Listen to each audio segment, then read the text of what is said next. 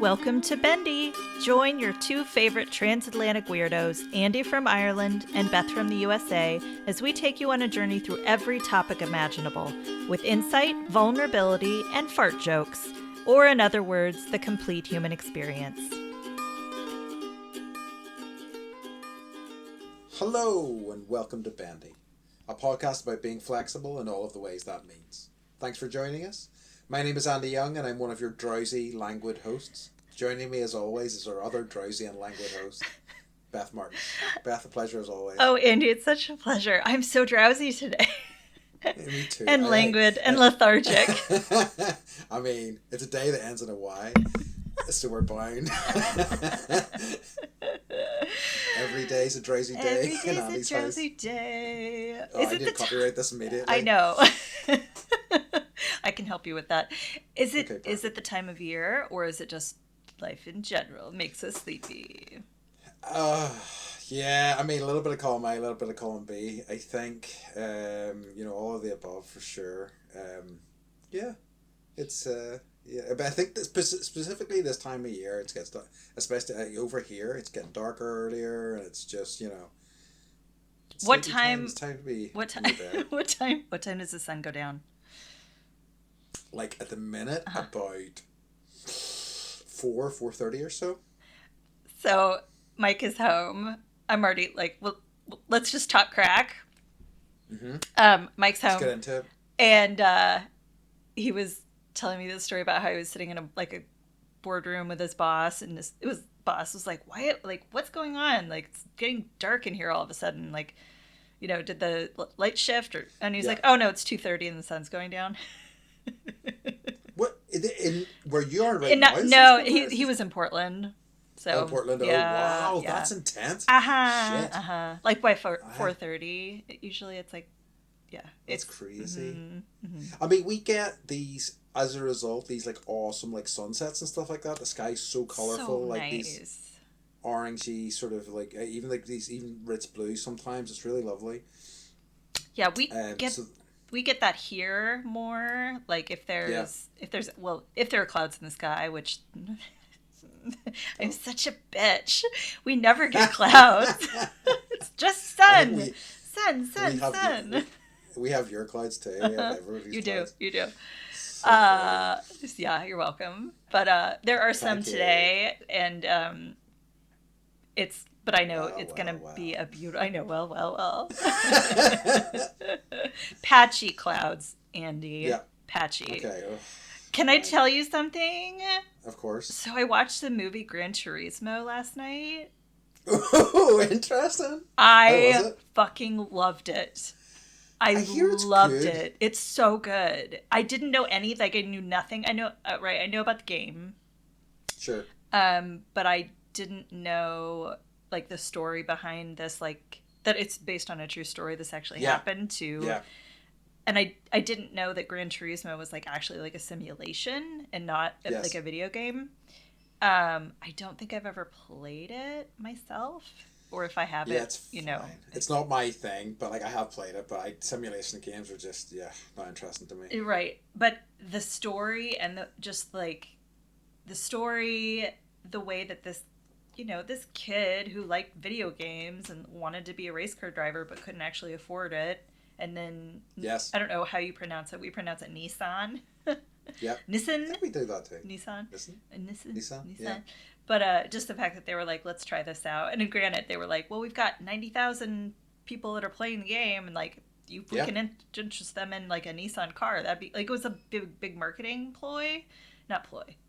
marketing concept that worked really well. Because this kid is now like, he's had like 200 races. He's like the top 50 race car drivers like ever, and he's just so sweet. So I followed him. Nice. I followed him on Instagram. Okay. And it's so good. I highly recommend it. It gave me a lot of. I'm not skipping to joy, but it made me happy. Okay. Mm-hmm. Okay. Because I remember seeing the trailer and thinking this is not for me, and I didn't like the look of the trailer, but they had some actors that I quite liked, and you're like Legolas. Exactly, Legolas and David Harbour as well. I love David Stranger Harbour. Things guy. And he was awesome. great. He's always he was good. He's reliably great. And then I found out like way later after seeing the trailer that it was like Neil Blomkamp, who has made some great movies, some iffy movies, but like tends to be pretty visually interesting. So I was like, maybe this would be worth a look. Well, but I haven't got around to it. So it's interesting too because in America, we're all about NASCAR. Yes. And I was like, what kind of racing is this? This is insane. They're going like 380 kilometers driving in the rain for like a 24-hour race where they're like switching drivers out and they're going for 24 hours. I'm like, that would never happen here. Like, was that Le Mans? Yeah. Yeah. Okay. I didn't even know what that was until last night. Yeah. So now I'm hip to it. I'm like, oh yes, it is. That course is insane. This year's Le Mans was so fascinating. But it's like it's crazy because NASCAR, like there's a formula. Your car has to be to these specifications. Although, like, I don't know what kind of racing it is. It's like GT or like I don't even know. Sorry, listeners. I just I'm a baby race car lover. So there'll be some car heads screaming at us. There will be. How could she not know that? But like here, like if it rains, they stop the race. Yeah. And like over there. No, it's crazy dangerous. We have they do the same thing. There's a lot of like motorbike racing in Northern Ireland in particular. And they don't stop, and it rains here a lot. Yeah. And like we have tons of people end up dead as a result of motorbike racing, as you can imagine. To the extent that like some of the big fixtures have stopped happening, or they're in danger of not. There's one called the Northwest, which is a really big deal in Northern Ireland, and they just didn't think they were going to get the insurance for it because insurance keeps going up and up because, as I say, the amount of people that get seriously injured or die. It's scary. Who's the insurance company that will back anybody? Like Lords of London? I think that is it, because like they back up Jackie Chan's body and things like that. And like, I think Burning Man too. I'm probably wrong, but really? Like no one will insure them. Are you kidding? Yeah. Wow. Yeah. So that's my crack, and I'm packing. I'm in packing hell. Yeah, I'll bet. So we're leaving. Oh, sympathy for Beth. I know. Boo-hoo! I'm going leaving the country for 3 weeks. I have to pack. Oh, I'm so sad. What's the crack with you? The crack with me is because we've been talking about it. My choir had their concert last week. Yay! It went very well. Congratulations. It was really fantastic. I'm proud of you guys. Like, for real, you did something really big. It really is, and it's kind of one of these things whenever you step back from it and you're like, wow, okay. I mean, considering it was only a conversation about 7 months ago and how far we've come, and actually put something on stage and it to be quite successful, and great feedback from the choir, great feedback from the audience is pretty fantastic. So, in classic Andy style, I did about 12 weeks of work, and I got like about 2, maybe 3 hours of feeling pretty good about myself, and then then just back to my regular shit, but totally worth it, and I'm really happy with how it went, and like, as I say, so many kind words as well from people as well, so it was pretty fantastic. That's so creating something out of nothing is one of my favorite things to do. Yeah, and very satisfying. And just you and I both, when at some point, I think this is a podcast topic, but we've both done theater, we've both done improv. Yep. I've done choral work, and it's so just like it's the best feeling being on stage, and like the feeling between you and the audience is like you feed off each other and you feed off each other's energy in like a non-succubus kind of way. But then there's the post like event crash depression. Yes. That's so fun. Yay. I think I definitely want to start doing more of it. It's one of the things I think I kind of wish I had done more earlier, but that's kind of the direction I want to move in, so let's see what happens. But that was great. I then immediately went down to see some friends down in Enniskillen, which is here's a sentence that's going to confuse a lot of people, in the south of Northern Ireland. Yeah. Uh-huh. Right? I've been looking at some maps. Nice. So there's definitely a border. There is definitely a border. And their house is actually on a loch, and it's really beautiful. And like they have like a decent chunk of land, and are planning to. I think they both are. They make good money, but they're hoping to like. Any job that pays good money tends to be quite stressful. So the plan is to use this land to create like, pods and stuff like that for people. So it was really lovely to be down there. So a cult. A cult, yeah, exactly. Yeah. Yay! They're building these like 10-foot high fences, and you've got like sniper towers and stuff like that. Perfect. And is there a leader? Well, I mean, they're courting me. I knew it. You're like, but I'm busy with my choir. Yeah, that's why I'm growing my hair out and growing my beard out. But it was lovely, and it was good. They have a son who, like, it's funny because I see them maybe every 6 months or so, and he's now 4. So every time I see him developmentally, he is like so far on, and like he's having full conversations with me about Star Wars and things like that, and he's like telling me about Star Wars and stuff, and I'm like, oh wow, okay. Did you know? Did you know? So this guy's called Jabba the Hutt. He is okay, cool. That's awesome. Actually, what else? You can't tell, but I'm wearing a Star Wars shirt right now. Hell yeah, I can see that. I can see the A-wing and a bit of a B-wing. Yep. A-wing and a B-wing. And I actually have an advent calendar. That's the Star Wars advent calendar. I had been doing like the Lego kind of Star Wars advent calendars for a while, but I was just like, no. It's just because I have so much rubbish in my house already. I just don't need those. And also the other alternative is chocolate advent calendars, which I don't need an extra piece of chocolate every day. Yeah. I get plenty of chocolate without the extra piece. Thank you very much. They have for like the dad. It's all marketed towards like the dads in your life. You can get them like whiskey advent calendars where there's like a different whiskey of that. But it's like how much? It's a lot. We had or not enough. I don't know. We had quite a few years ago a cheese one in. This was like the place. Yeah, but it was kind of disappointing because there was only like 5 types of cheese that cycled through. It was a wee bit disappointing. Yeah. But that was a nice idea. You could get like tea ones and stuff like that, which is a very, very British thing to do. I'm like, a different type of tea every day. Never happen here. Just holding your teacup with one finger and your thumb. Pinkies up. Pinkies up. So, Beth. Yes. The other question I need to ask you, of course, is what's occurring? What's occurring? So, I just want to thank you to all the people that are following us on YouTube. You guys are getting all these things didn't matter to me before, but now I'm like, ooh, look at all these people. Look at this one video of us. You rock. Yeah, talking about sharks or poop or whatever. So yeah, thank you. And then I Googled us just to see like, okay, where are we in the rankings? And like, we're on the, like, if I Google Bendy the podcast, like we're number 1. Nice. But there's like a site called Podcast Addict for people that, and someone left us a review that said, it feels like a return to my favorite podcast formats, 2 friends chatting. I will continue to listen to this podcast. Hell yeah. So I was like, awesome. You're getting it. Like, we're doing that because that's what we're doing. That made me need to be our tagline. Well, thank you, person.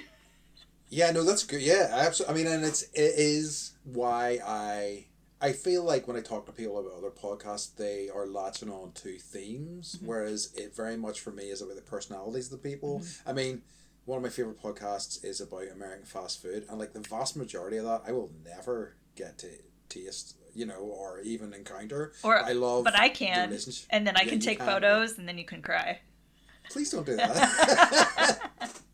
How rude. It's fine. Everything has gluten in it, and I can't do the gluten, so I can't eat anything. Yeah, that's a good point. I'm going to the land of croissants right now, and I can't eat any of it. I can't have a baguette. I can't have a baguette. I can hit somebody over the head with one, but I can't actually eat it. So. Will you wait till they're a bit stale, and then you can really do some damage? Yeah. I actually have, and my friend gave me some an update of what's occurring update. Okay. But But he sent it to me in a voicemail, which is terrible in terms of me. So this is going to be an Andy translation of this. Okay. Because we were talking about Easter eggs in a previous episode, and yeah. we were talking about where they originated from. It seems like they originated from lots of different types of the world, lots of different places in the world, from different traditions and things like that. But in Ireland, they were essentially, it was to do with kind of, for a long time, Ireland was occupied by the UK, and there was landlords that owned big parcels of land, and they controlled the populace there, and over Lent, they couldn't have eggs, so they would kind of, hand the eggs over to the poor peasants, I think, after the season was over, so sometimes the eggs would be built in and they'd be in quite bad shape. And like, here's some rotten eggs. Yeah, I mean, they're like sort of like, they might be fine. It's fine, but this is as good as you're getting. Can I ask a really unrelated question, but related? Yeah. Do you guys refrigerate your eggs? Have I asked you this? No, we don't. Okay, we do. I don't. I speak from me and from other people I know that we don't refrigerate them. No. Mm-hmm. So that's it. Now I'm certain I've got some of it wrong, and I'll be shouted at. But hey, that's part of the fun, right? It is. Well, and I think. There's like fertility in there, right? Yes. And something about. Did you listen to the Jim Gaffigan? His recent skit one? about Easter and like. I don't think so. It's so funny. I'm it's so funny, and basically like. Yeah, it's worth listening to. I'll find it for you and like put it up because it's so funny. And he's like, it's basically him trying to explain why there are Easter eggs. I don't know. The bunny lays them, but the Easter eggs, like, it makes no sense. So, that is fascinating, and thank you to your friend for sending that in. Yeah. So there you go. A reminder to him to send them to me as a text message, please, next time. I had a friend send a Marco Polo, which is a version of not a text either. Yeah. But she said that she loves listening to us. Like, she's like, you guys are in my kitchen. Like, I listen. Nice. She's caught up on all the episodes. So, like, I haven't actually talked to her. She probably knows more about my life right now than I've told her, just because she's listening to the podcast, which makes me feel like a really bad friend. But she's been my friend since 5th grade, so like primary school. And she just said, she's like, my favorite part is listening to you laugh. So that made me happy. I was like, I assumed it's annoying to everyone. I can't help it that I'm a whelper when I laugh, but I mean, yeah, I think we both have loud laughing exclamation, but that's nice as well. And they're genuine. Yeah. It's laughing hour, so fuck everyone. We're gonna laugh. Exactly. It's gonna happen. So thank you. Beth, I'm thinking. Yeah, thank you, Kieran. I love you.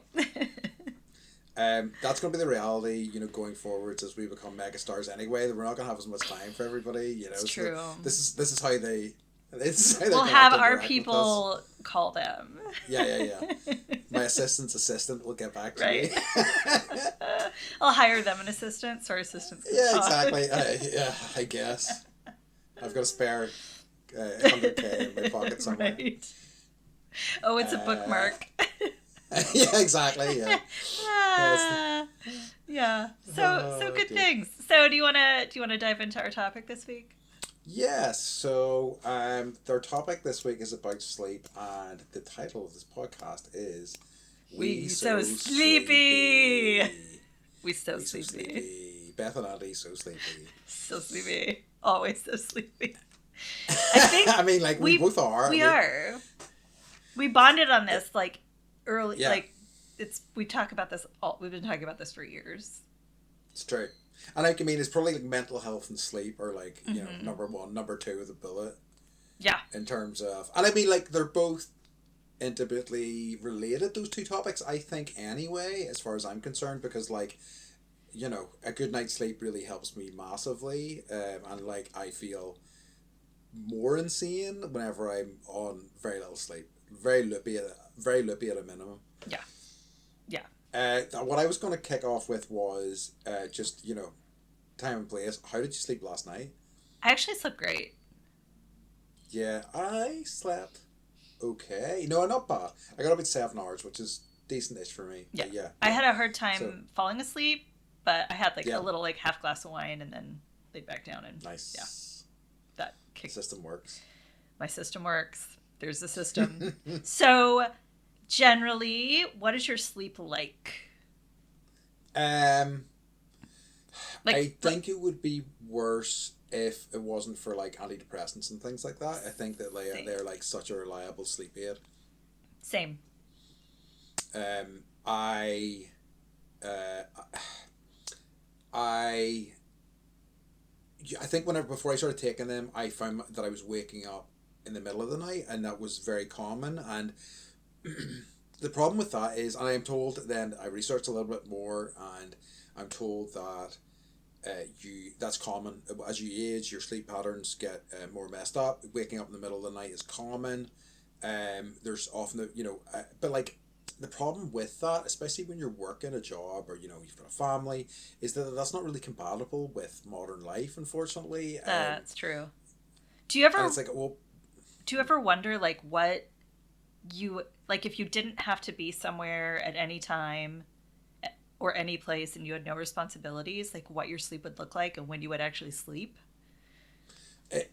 I do, and I like because part of me thinks you see, because I find that sometimes when I'm trying to sleep is the time whenever I'm firing with ideas, like I'm getting stuff and I'm like, that's quite good. Or if I like sometimes go to sleep and I start thinking about a story I'm working on, and I'm like, I'll just think about this because it'll bring me down, and then I'm like, ooh, that would be a nice thing to do. That would be a nice story beat. That would be a nice kind of bit of dialogue. And I like get up and I'm on my iPad typing it in, which I'm getting better for that now. I actually like putting it down. So I'm thinking that like probably if I wasn't beholden to a more standard sleeping pattern, I would probably be awake more at night. Though I think of myself as an early riser, so I'm really not sure what that's going to look like in the future. I think like I don't fall asleep and I don't stay asleep. So it's like usually it's one or the other, not both. But I think if I didn't have responsibilities, if like everything just kind of like lifted away, I would probably sleep from like 2 to 6 or 7, and then again, I probably there's a I can't remember the term, but there's a term where you sleep for 4 hours for this part of the day and 4 hours for this part of the day. I've heard, yes. And I don't remember what it is in my brain garden, but that I think I'm an early riser and I'm also a night owl, so I think like I'm not diurnal like most people, where it's like nighttime. Like my brain does not know nighttime is like when the sun goes down, that's your cue. Like it doesn't pick up on cues. It's just like what? Yeah, it's like I hear you. And I have friends who like sleep sickeningly well. Like will sleep like 9 to 10 hours, and it's virtually impossible to wake them. And I'm like, oh, you kids. Yeah, drives me crazy.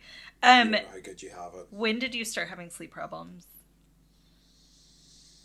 I think I have always been an early riser. I don't think I've ever slept particularly well. I have a memory, and like this speaks to my personality in so many ways. But like, I remember, I used to be such an early riser. I always have been. So like, on the weekends and stuff like that, there was a block of cartoons from 7 a.m. to 9 a.m. You were that annoying child. Yep. Your parents were like, I was up. ah. I was up with like a massive bowl of cereal, and like I would kind of be annoyed at myself if I woke past 7 a.m. because I missed the cartoon that I was looking forward to, and so it's just me watching TV for like 2 hours straight with a big bowl of cereal, nobody to bother me. it's the dream. So like, from a young age, my sleep was kind of not great. Yeah, I've never slept well. Like I remember, like crying before bedtime. Like bedtime was just the worst thing ever, and just because you didn't want to be away from your folks and stuff, or like I think I'm scared of the dark still. I think it was just like fear of darkness and maybe like separation from my parents. But I remember like being little and crying, and like both my parents would just like rub my back and say my name over and over and over again until I would finally fall asleep just like in a puddle of tears, which is so sad, but it's like I was just born that way, you know? I don't know why. And then I would like well, we'll get into that a little bit more, but it's I basically slept on my parents' floor until like middle school. Oh, really? Yeah. Okay. I would drag my sleeping bag in and I'd just be like I couldn't sleep by myself. And so I would either sleep in their closet or I would like drag my sleeping bag in and just like put it at the bottom of their bed. And they'd be like, "Here you are again. Great." I think, like, I definitely had those sorts of things, but it was more related to, like, leaving the house. Like, I kind of, you know, and I was so resistant to, like, going to school and stuff like that. And really? so, like, upset about it. Yeah. You didn't like going to school? So, I didn't mind it eventually, but I remember crying both, you know, a lot, both kind of going to, well, I don't remember crying going to, like, nursery and primary school and stuff, but I'm told that I did. And I remember doing that even in high school when I was like 12, which is like, you know, I mean, big boy, it's fine. Big boy by then. I was sleeping in my parents' room. Okay. No, I was like 14. Yeah. But I don't know, maybe it was related to school. So, okay, so I guess you kind of answered this, but like when you fall asleep, you're thinking about like positive things typically, or you like, or do you? It depends. So like, because I've had to think about this so much, and obviously sleep is very important, and trying to get there is something I have made. Like, I have had a lot of sort of systems in place to kind of get there. I feel like I can sometimes notice when I'm struggling sleeping, I notice my heart racing, and I think I am better, and I think yoga's really helped with this, at slowing my heartbeat down.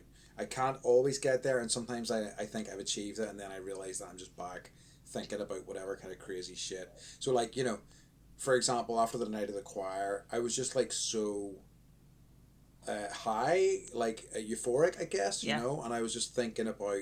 So you were saying you were euphoric?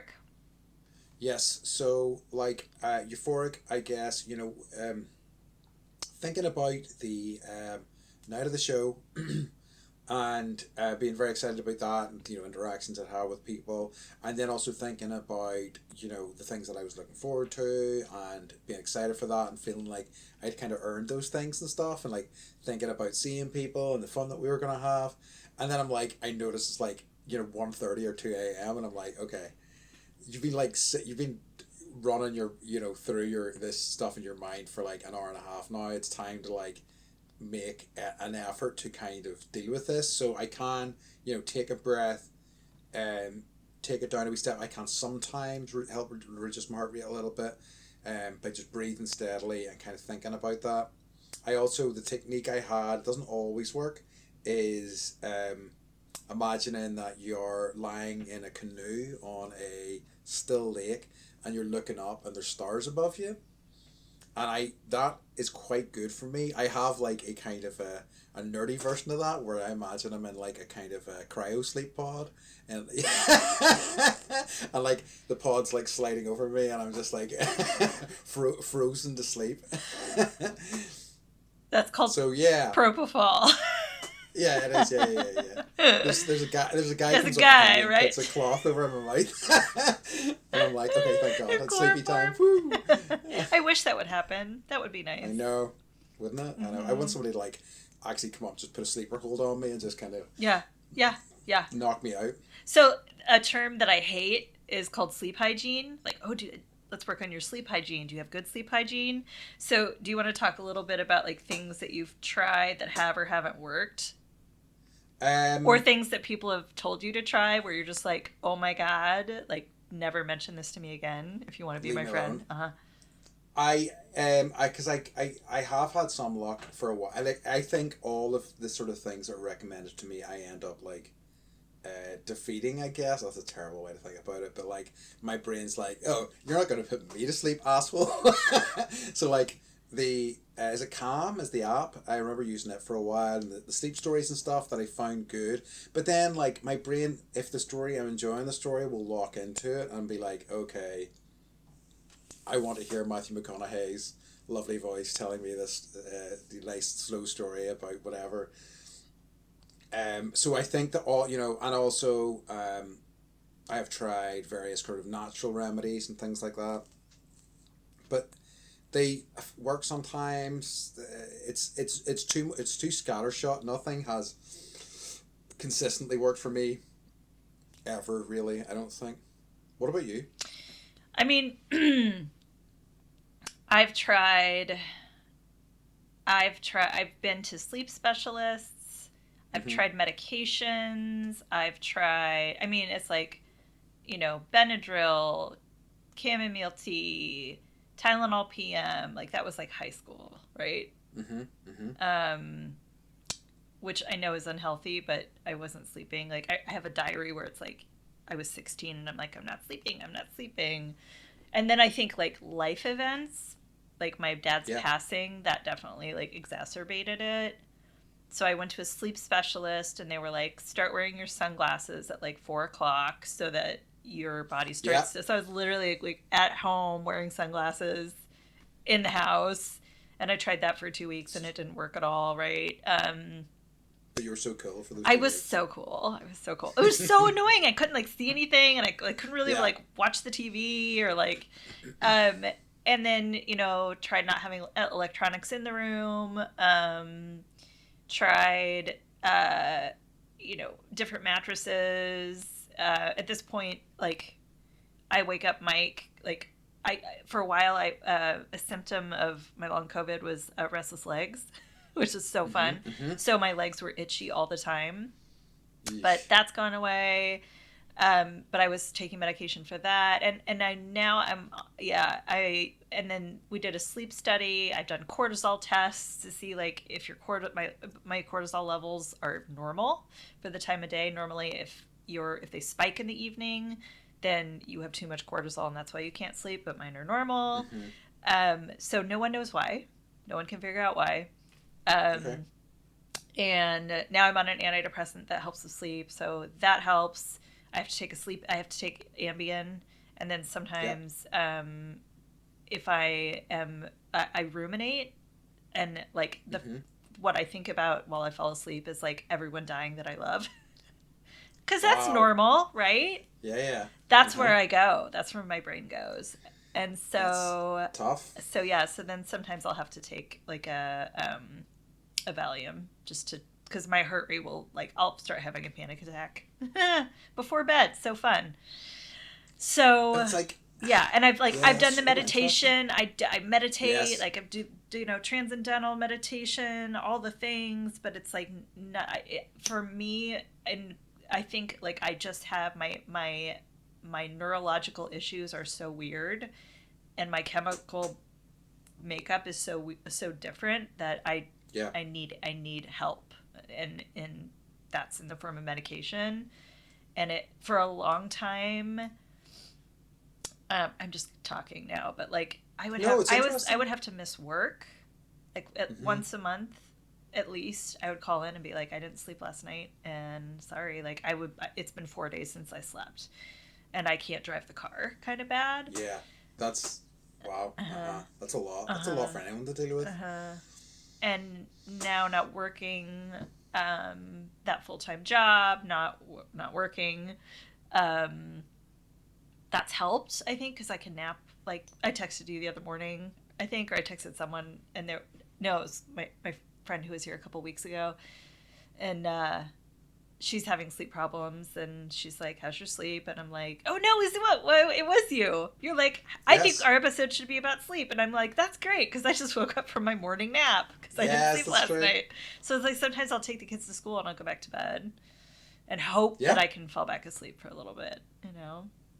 It's yeah, it's so frustrating, and that really sounds like a lot. And like I definitely think that it sounds like you have a tougher time with sleep than I have ever had. I think my sleep has always been consistently not great, but at least I'm pretty sure I'll at least get 4 or 5 hours on even on a bad night of something.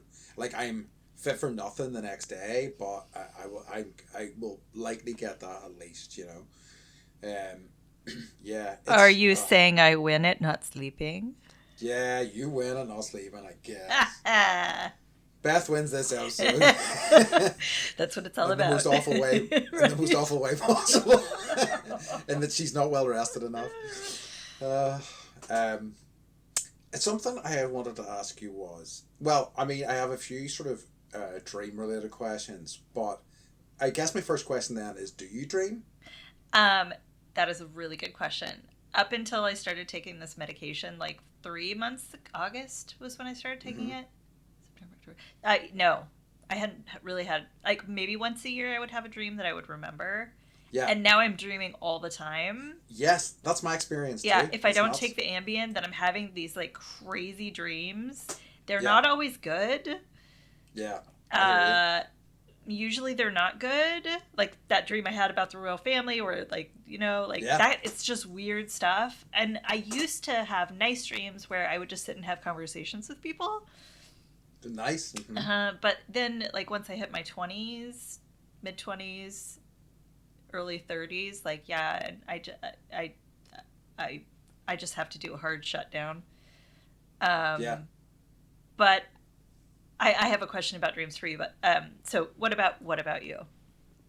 Yeah, it was just very much the same. I very rarely remember my dreams. There was one dream I had a variation of many times, and I can't remember it fully. All I remember, the bones of it, are where the Darth Vader was trying to steal my brain. Obviously, he was looking for something, a big, juicy, intelligent brain. Right. targeted me. But that's, I remember it being scary the first time I had it. And I remember having a variation on that for years. And then... so that was a recurring dream where Darth Vader was coming to steal your juicy brain? Mm-hmm. Wow. I think, again, my memory of it's patchy now, but I feel like it was a version of that. I don't think it was always Darth Vader, but it was like somebody was coming to get me, or something like that. But like I have in recent years, especially since the antidepressants and stuff like that, have had really dream far more often. A kind of version of a dream that I have a lot is that I go to a place that I know and I get lost. And somebody gave me a translation for that. It's like basically I'm not like fulfilling maybe some of the creative stuff or some of the things that I want to do in my heart, kind of thing. Gotcha. And I think there's certainly some truth to that. But they were always really quite distressing. But I think those dreams, because they became so common, I think having those in recent years are my first experience where I've kind of been aware I was dreaming in the dream. So that's my first kind of, I guess, lucid dream experience. Where you're like, I'm having a dream. Yeah. And maybe I can control it. Yes, exactly. I have something I just need to get to before we move on. Yeah. I was reading recently about this company that is developing a piece of software or a something that you attach onto your head as you sleep that is designed to try to help you harness lucid dreaming. So get to do, guess what? So you can work while you're dreaming. Wow, everything sucks. We live in a nightmare. Everything sucks. That's awful. But it was essentially designed for software engineers specifically, so that they could harness their lucid dreams to maybe code in their sleep. And I'm like, this is horrifying. This is horrifying. So yeah. I would like the 10-year study on that to see what those humans turn into. And like, I cannot see that being a successful business. Do you know what I mean? It's just another sort of nightmare thing. But yeah, anyway. I have the typical dream. This is I've had this my whole life. My teeth fell out. Oh yes, I've heard about that dream. Yeah. What is there a meaning for that? It's basically like, you're nervous about something. I think this is with all bad dreams. It's like there's something off or something that you're not, you're worried about something, or you don't feel like you have control over something. But I really am just afraid of my teeth falling out. Yeah. Like I mean, that's a reasonable fear for anyone to have. Yeah. And like, I have a small, like, my gums are small, so they had to pull five of my teeth for me to get braces because I had like really bad see. bad teeth. And so I know what that feeling is like. Oof. And yeah, they didn't put me under for that, so it was just like I was in elementary school, so I still remember it was awful. Anyways, so I have that dream where either my teeth are loose and I can pull them out, or they're just like falling out themselves. And then I have this other reoccurring dream where I have this phobia. It's called triophobia. Oh yes, I've heard of that. Okay, so it's like it's like patterns that are disgusting to me, or like there will be images that will gross me out, and I'll see those things in my dreams, and I'll just be like, ugh. Like we got this is super messed up, but like, you know, those little like crackers that you get that have the holes in them, you know, we got a set of crackers, and the holes were extra big, and I was like, I can't eat these. I was so mad. And like, and I saw a photo, and like, I'll dream about like crackers with big holes, right, and be horrified. And like, I saw a photo of. Have you ever seen a strawberry where the seeds are sprouting? I have, yeah. That is my horror. Yeah, okay, I can get that. Yeah. So in my dream, it'll be like, so gross. It's so gross. They feel kind of unreal, or like, I don't know, mutated. What do you mean they sprout seed? Like the seeds actually like do something. Because my parents used to have strawberry plants in the back garden, so yeah, you would sometimes see them, and they were like, "Whoa, what's happening?" Yeah, it's not So I have dreams like that, which is super weird. Have you ever had a lucid dream? Yes. Yes. How was that, or is that something you remember? It's fine. It's usually I'm having conversations with people. Yeah, okay. But it's not necessarily people I want to have a conversation with. I understand. Yeah, and then I'm like stuck there. Yes. And I can't be like, I gotta go, or, you know, it's like I'm stuck there sitting with them having a conversation. Yeah. And it's just like sometimes it's awkward. And I just don't want to be there. Yeah. But I'm aware that I'm there, and I'm aware it's a dream, and I'm aware that like I'm not actually talking to this person. But I haven't figured out how to just be like, because I can't say no to anyone. Yeah. Then I really can't say no in my dreams. Yeah. I think that like we're the same, and like it's also you're kind of like, well, I need to be polite. Yeah. I can't just leave this person. Yeah. You know, even if it's a dream. Yeah. Exactly. Yeah. Exactly. I totally understand. Yeah.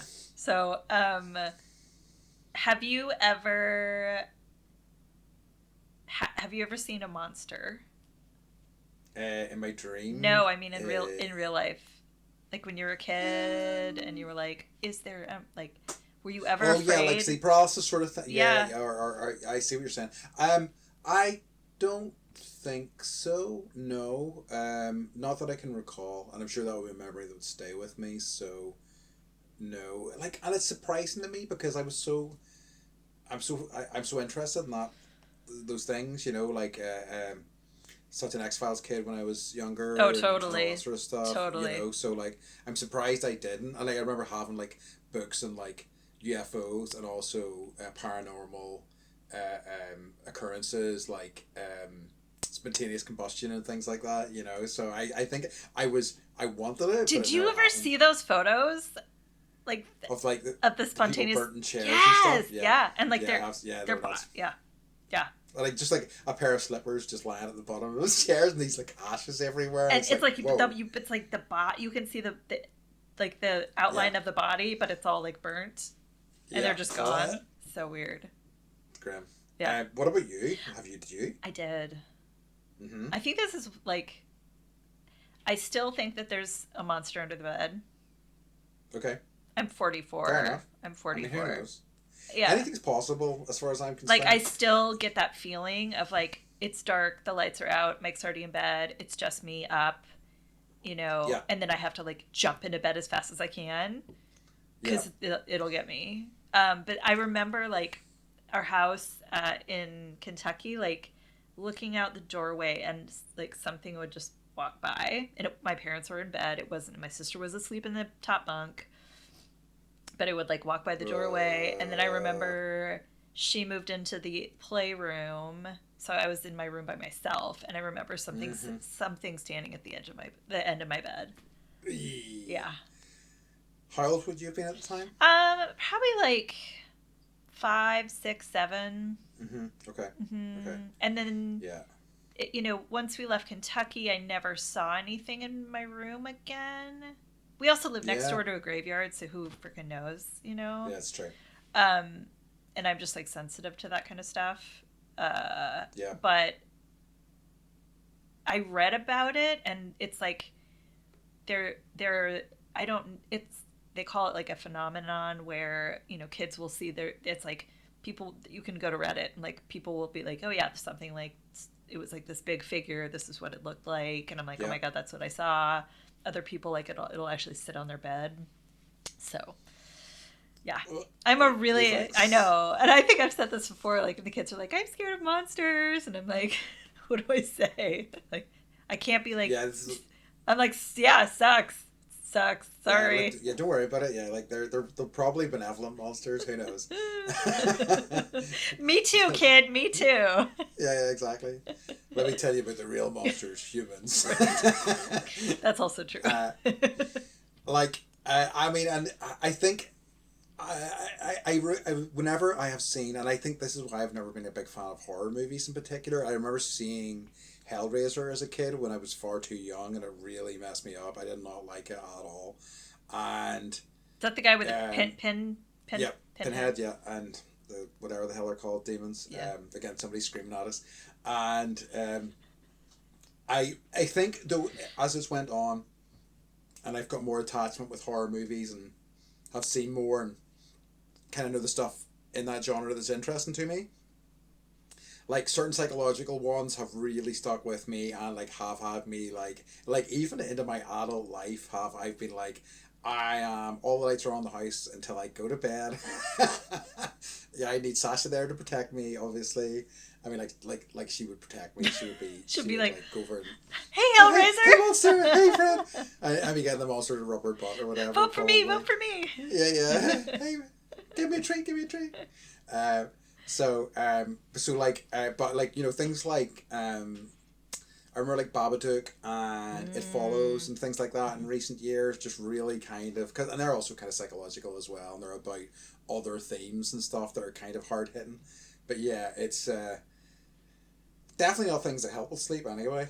Going to see horror movies. For me, the one that got me as a kid was Pet Sematary. I've never seen it. I don't think I want to. Don't. No. It's like it's like the kid comes back from the dead. They're like logging trucks. The kid gets hit by a logging truck, and then they realize like they buried the cat. And I'm not going to go into the whole thing, but it was so. Yeah. I'd already read the book, probably. Yeah. Right. I read something the other day. This is off topic, but like the problem with Gen X is that we all read Stephen King too early in life. That makes sense. I know. Yeah. But it's like, and then I think I saw the movie. It was like. I don't know. I must have been in middle school. Uh-huh. And I just can't. It's still like, I will never watch the movie again. It was so scary. I've read the book probably 4 or 5 times since, but so scary. I can watch a horror movie. I can't do it by myself. Yeah. But like, I'll watch. I love horror. Yeah, I think. Campy horror is like more my jam, but I like psychological horror and I like murder. You like a Hereditary or something like that? That was weird. Yeah. Is that the same director that did Mother? Yeah. No. I think he did. If I'm right, it's Ari Aster. He also did Midsummer. That was I saw that one too. It's also freaky. Beau is Afraid, which is an insane. That is. I haven't watched that one yet. I don't know that I'd recommend that movie. These are all like movies Mike would hate. Yes. Oh, I think Beau is Afraid is a movie that most reasonable people would hate. Though I think as an experience, there's nothing else like it. I'm glad I saw it, but I don't know that I could ever recommend it to somebody. I'm gonna watch it just because. I liked. You will love some of the stuff in it, I think, but it's insane. It is like a waking nightmare. It's kind of, I don't want to spoil it. It's fine. I'll watch it and then I'll blame you. for whatever I feel. Mike's furious with me. I know, right? Yeah, you told me to watch this. Like, what the fuck? I didn't. So I would say if you I have something I want to read. Okay. So I love folklore. Sure. And you ever hear the term the witching hour? I have. Okay. So like the witching hour is between like usually like 2 and 4, like 3 a.m., you know? Yeah. So in folklore, the witching hour or the devil's hour is the time of the night that is associated with supernatural events where things are thought to be at their most powerful. Mm-hmm. Ah. So, scary. And that's usually, that is when I wake up. Yeah. I like, with stuff like that, and you know, I'm sure plenty of people will be cynical and whatnot, is that, and the more I learn about stuff, the, you know, limits to what we know as humans about the world and existence and everything, we know a fraction of it, a tiny fraction of it, so who knows? Do you know what I mean? Like, and I love, you know, concepts of these, you know, in stories and stuff like that, where, you know, the kind of wall between us and the supernatural gets thinner at certain times of the day, and it's like, and who knows, right? we have literally no idea, you know. So what do they call it? The veil between the things, and certain times of day, certain times of year, you know, that veil is thinner. And I don't know. I believe in that. I believe in the fact that I know nothing. That's exactly it, and that's the important thing that everybody should believe, is that you know fuck all. Right. We all know fuck all. We all know fuck all. And just get comfortable with that, because it's fine. It's fine. Yeah. Yeah. And like the older I get, the more I realize the less I know, or that I know nothing. Exactly. Yeah. And it's okay to live in that, you know. Yeah. I think it's just people who seem to think that they've got stuff figured out that are, you know, yeah, getting the most trouble. In my experience, I'm gonna send them a box of strawberries that are going to seed. Yeah. So one of the things that I wanted to ask you was, because like I wonder whether you have the same experience with this as me, because of my relationship with sleep. I have in my memory, in my lifetime, various nights of sleep that were so incredible that I will remember them forever. Do you have nights of sleep like that? I do. And do you have any good examples? I do. I have a really good one. My favorite one was Christmas Eve. I think I was 7. Mm-hmm. And I remember closing my eyes and opening them. And I had fallen right to sleep, and I woke up and it was Christmas morning already. Oh, amazing. So I didn't have to wait at all. It was just like, close my eyes, open them. Oh my God, I'm already there. Like, Christmas is already here. That's a dream. It was so wonderful. It was so wonderful. Very nice. So yeah, I would say that's my top one.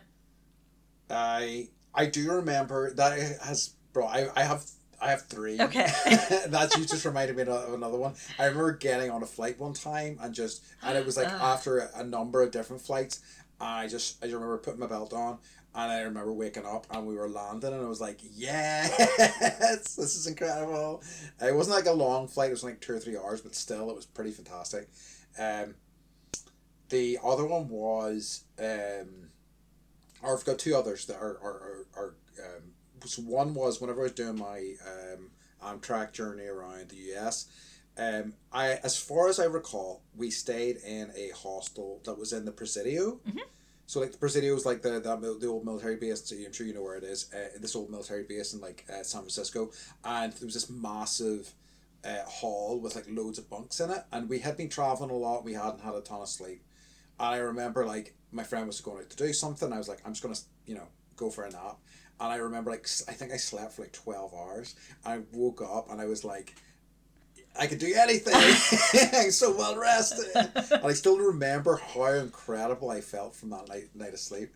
The last one that really sticks in my head is, and it's why I still love hammocks to this day, is that like whenever I was in Thailand, there was a lot of like a lot of the accommodation that we stayed in had hammocks outside, and I remember like and being in the jungle and just listening to all the jungly noises and just getting into this hammock, close my eyes and like sleep. It was more of a nap than a sleep again, but it was like just so restful. And just and I just woke up feeling incredible. It was so nice. I have a photo of you from Portugal when we went surfing, and you found a hammock, and then you were just like. Oh yeah, I did. I fell and I was like, hammock as well. I'm taking a picture of this, and you're snoring, and then you had like a little sunburn on like the one part, the sun. I have that you got hit with. Yes, I did. I got really burnt then. I was so stupid.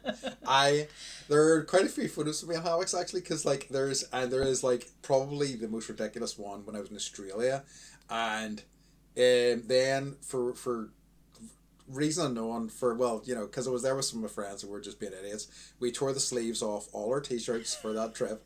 I at that point had grown my beard really long, had really long hair, and I just decided I was gonna I took a razor and just like cut down, so the cheeks, just before my cheeks kind of hit my lips, sort of took the razor down both sides of there, so I had these like big mutton chop sideburns, this big moustache, and I was wearing my like gold aviators. It's the most ridiculous photo ever, and we need to use it to promote this episode. I'll find it for you. Okay. So showing your, we call them guns, your arms, showing your big guns. Yeah, exactly. So, if you could wish one thing about your sleep, what would it be? I mean, I would like it to be more consistent. That's it. I don't even need, 8 hours every night. I would just like it. I would like it to be a bit more reliable. Because there's things I want to do day after day, and then, if I'm not well rested, I don't do them, and I get caught in this, spiral of being angry I can't do them, and angry that I didn't sleep, and then, and round we go, and round we go. Yeah, I totally understand that. I would say, like, I think this is the thing I dislike most about myself, that I can't sleep. And the impact it has, and the fact that I have to take medicine for it. For a long time, I was embarrassed about it. Like dating someone, like when Mike and I first started dating, and I'm just like, I don't like trying to like explain this to someone. And like now our bed, it's like it's a king size, but it's 2 twin mattresses that are pushed together. Yeah. Because I move so much and I'm up and down all night, and he's like, I have to sleep, like. And he keeps threatening. He's like, at some point, we're getting twin mattresses, and they're going to be separated. And I'm like, no. Yeah. We'll just put the cuddle pillow in between, and I won't, come after you, I promise. But, one of the things, because he doesn't like to cuddle, but, one of the things that helps me fall asleep is, if he's the little spoon and I'm the big spoon, and then I shove my arm basically in his armpit. For Mike. And that is the thing that will calm me down and put me to sleep. And for the first couple years, he was like, okay, fine. Then after that, he was just like, no, this is not working for me. This is working for me. I need to sleep too. So yeah, I now that I'm on antidepressants, I'm less upset about it, and that it's become less of the constant irritation, all the time. Didn't get this, because of this, X, Y, and Z now can't happen, and and then trying to rage nap never works, right? Yeah. Just crossing your arms, gritting your teeth, and going, sleep now. And it just that just doesn't work at all. No. So I don't even want listeners to give us tips and tricks, because we've probably tried them all, but maybe. If you have any. Yeah, well, whatever. Or remedies. Yeah. Or some really sweet drugs you could send us. Basically. Please. Just class A shit. Yeah. Or, maybe I just wonder if we're a world that is full of insomniacs, and why that is. Because I think. Yeah. I mean, Mike, he'll lay down and wake up in the same position. Wow, incredible. I can't do that at all. I definitely move around a lot in my sleep. I'm rolled. Like, even getting comfortable to even try to get to sleep is a process for me, you know? What's your sleep Yeah. routine? What do you mean? Like, do you have a cup of tea and then you get your jammies on and then you read a book, or do you check oh, your... that's a good question. Yeah. I suppose I do like to read before I go to sleep. It's a curse. I think what I mentioned earlier was I'm getting inspired at night. I think I need to start keeping a pen and paper beside my bed instead, because the iPad is a curse, because I prefer to read if possible, to go to sleep. But like, so ordinarily I try to like give myself about half an hour before I actually need to get to sleep so I can read my book or something, you know. But it doesn't always work that way, and then I have iPad and I'm like on Reddit for half an hour instead and reading Am I the Asshole posts, which do not help me go to sleep. Those are so funny. But then of course I put on my Victorian sleeping gown and sleeping cap, and I blow out my candle and I go to sleep. Well, the Americans are going to love this. I know that. This is exactly what they expect from me. My dad actually had one of those. Amazing. He was like, it's the same one that Benjamin Franklin had. It's like, okay. Incredible. I know. And he wore it for a while. Do you have a sleeping routine? Yeah, like we'll have a cup of tea. Like I'll get the kids in bed, and then sometimes we'll like watch a show or read a book, and the dog will be in the bed. Mm-hmm. And then we'll drink our tea, and then I usually take my medication like an hour to an hour and a half before I need to be asleep, because it takes... Mm-hmm. And then if it doesn't kick in, then I'll have a glass of wine. And I know that's not... You're not supposed to do that, but you know what? I need to effing sleep. If it works for you, mm-hmm. Yeah. So I'll have like half a glass of wine and then lay down and then try and rage sleep. It's great. Yeah. and then if that doesn't work... Then I'll get my phone out and I will read advice columns. Yeah, and perfect. Then usually that will put me to sleep. Nice. Yeah, I was reading some advice columns today. They always make me feel better about myself. I know. I'm like, oh, okay, I'm not that messed up. This is a relief. I'm still laughing about the guy that's like upset about people not eating birthday cake. Oh, so good. I must send you that one. It's so funny. So you're talking about starving in the bed. So Sasha, especially in the colder months, hops in my bed. My bed's a wee bit high for her, so she can't really be arsed making the effort a lot of the time. You can get her doggies. You can get her little doggy stairs. I know I should get her doggy stairs. Yeah. But here's the thing: she doesn't stay for long, and especially because I move around for so much. Like oftentimes, by the time I'm reading my book, she will already be snoring.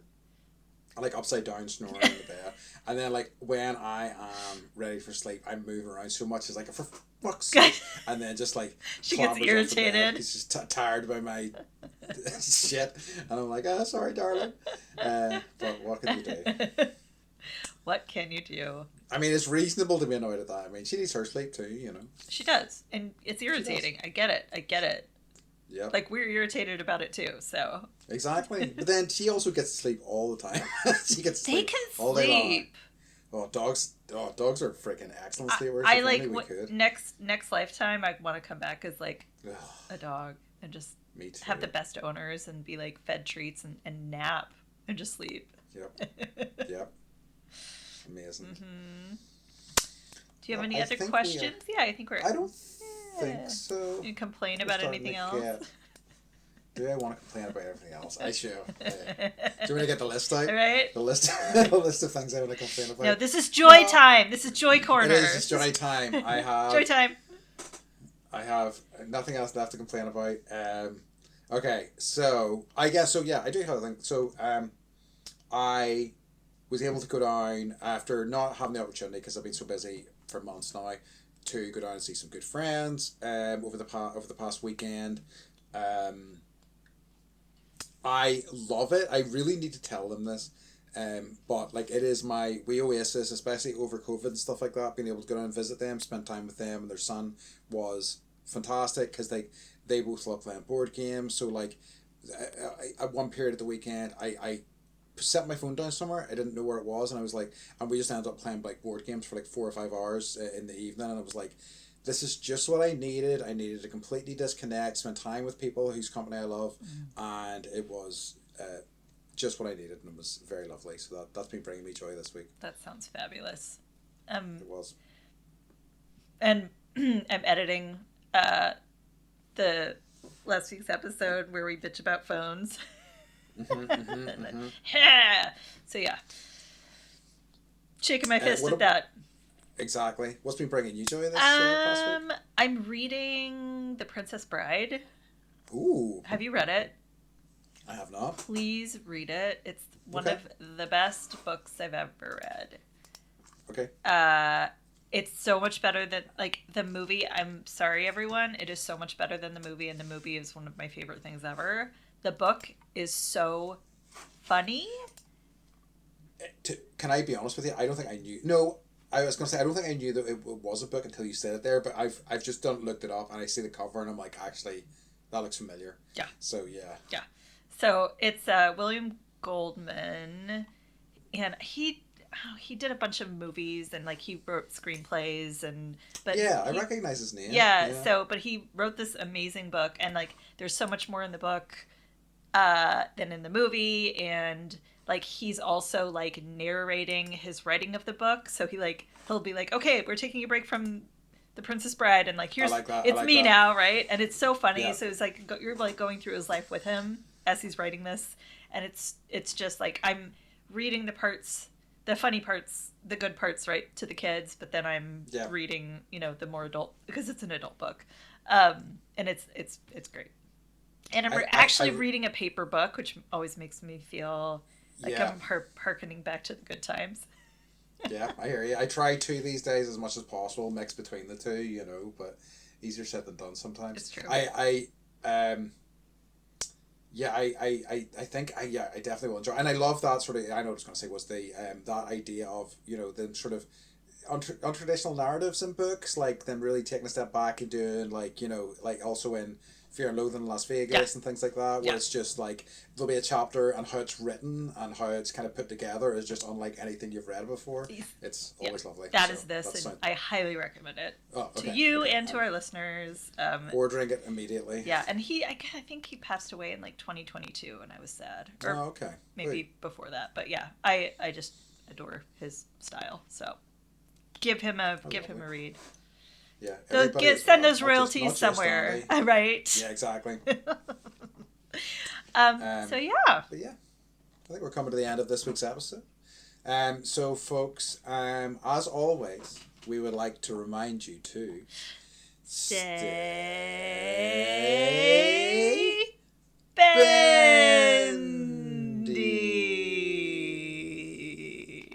Yeah, we killed it. I'm still going. Whatever. I think I took a breath. I love you. Bye, bye, bye. What a cheat. Bye, bye, bye. Thank you for listening to Bendy, a Beth and Andy podcast. We love having you here with us each week, so keep those ideas and feedback coming. If you haven't already, please follow and subscribe to Bendy on Spotify, Apple Podcasts, Amazon, and YouTube. You can listen to all of our episodes and submit ideas for future podcast topics at bendypodcast.com. Next week's episode focuses on one of our more favorite things to talk about, pets, where we discuss why we have pets, our favorite pets, and ideal pet names in an ideal world. Don't forget to subscribe, and thanks for being here with us. You always have a friend with Bendy.